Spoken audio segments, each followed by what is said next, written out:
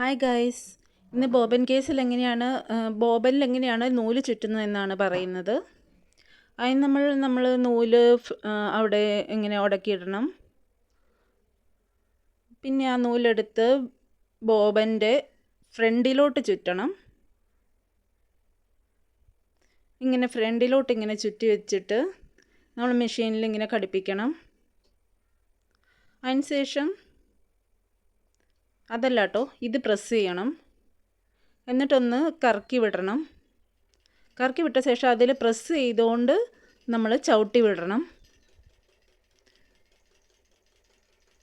അപ്പോൾ അത് നൂലിങ്ങനെ ചുറ്റിക്കൊണ്ടിരിക്കും.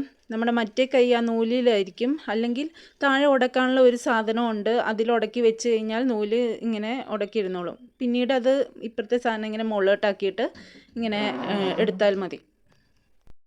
ദാ ഗൈസ്, കൈ ഇങ്ങനെ ലൂസാക്കി പിടിക്കണം. നൂലിങ്ങനെ ലൂസാക്കി പിടിച്ചുകൊണ്ടാണ് ചുറ്റേണ്ടത്. ഇങ്ങനെ കയ്യിലുടക്കി പിടിക്കണം.